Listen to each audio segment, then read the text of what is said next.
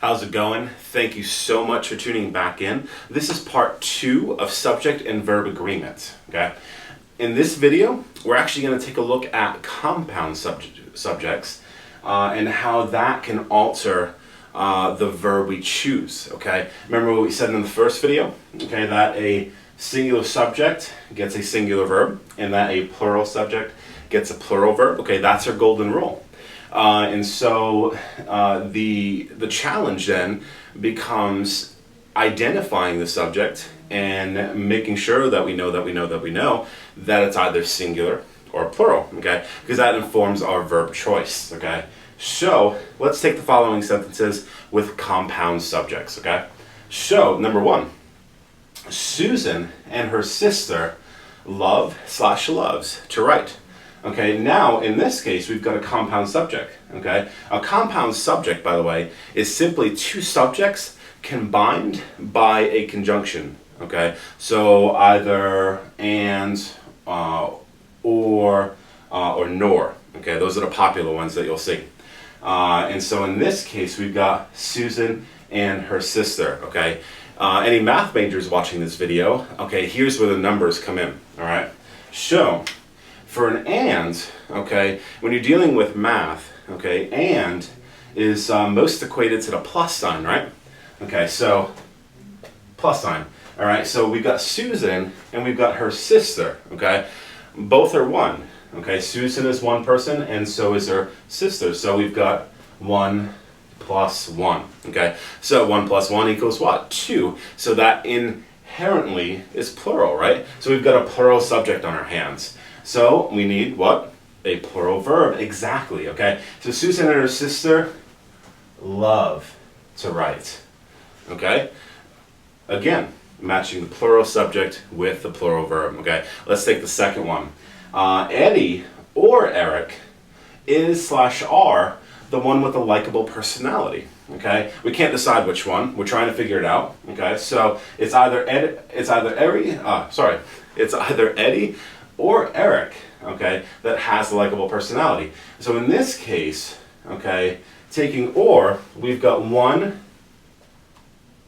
or 1, okay? So when you're dealing with 1 or 1, what do you still have?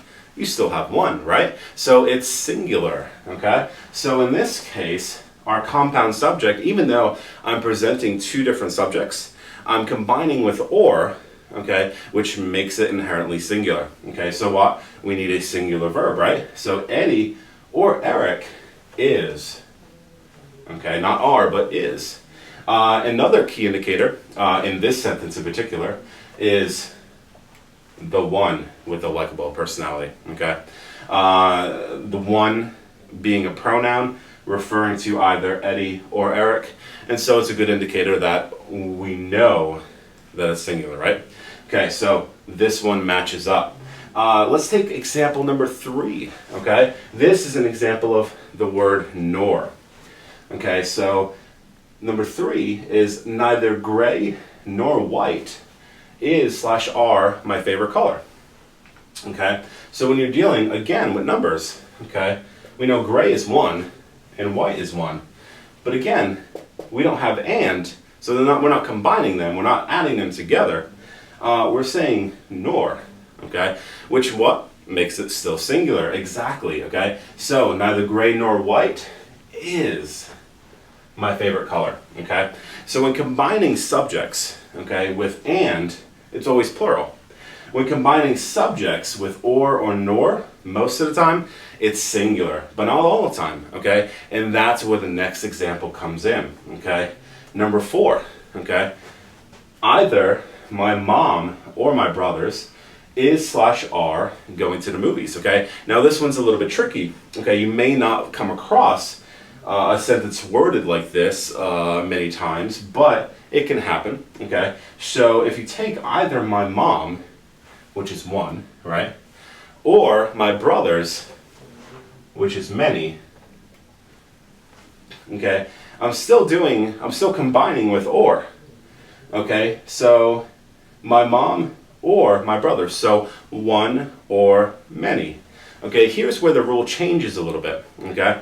Now, it still is the case, like up here, when we said Eddie or Eric, that those two subjects aren't added together, okay? So my mom or my brothers, we're not adding them together at all, okay? So we're not saying one plus many, we're saying one or many, okay? So in this case though, even though this is singular, okay, this case, because I'm combining a singular with a plural subject, okay, I have to take the subject that's closest to the verb and make that the number I go by, okay? So in this case, in this sentence, my brothers is actually closest to the verb, right? And so my brothers is the number we count, okay? So because it's many, we need a plural verb, okay? Does that make sense? So either my mom or my brothers are going to the movies, okay? Now, if we were to reverse them, okay, and if I were to say either my brothers or my mom, okay, because my mom in that case would be the closest subject to the verb, then our verb would actually be singular, okay? So that's where the rule changes, okay? Now, another scenario is if I were to scratch out or, okay, and use and, okay? If I'm combining something like that, let's say we reference number one, and we're not just adding one and one, we're adding one and many. Obviously, that's plural as well. And so you can have either situation in either scenario, but remember when it's or, okay, or when it's nor, you have to take the subject that's closest to the verb. Okay, so remember that rule, okay? It can be really helpful. Now, let's take the next one. Okay, number 5. This actually deals with compound subjects, but we're combining them, but the second subject that we're combining, that we're adding to the first subject, actually falls within a dependent clause in the middle of the sentence, okay? So, take this. Sam, along with his classmates, is/are going on a field trip, okay? I don't know if you can see that. So because of this though, okay, remember if I were to say Sam and his classmates, then what? We know that it's plural, right? Now, but this is a dependent clause, okay? Using the word along, and we're separating it out by commas. Now, commas is a whole nother grammatical concept that we'll cover in a later video, okay? But in this case, when dealing with subject and verb agreement, you actually cannot count dependent clauses in the middle of a sentence, okay? They don't count. They are just, just left alone, okay? So when you have, even though along with his classmates is plural, because it's separated out by commas, again, it doesn't count. So we have to take what does count, which is Sam, okay?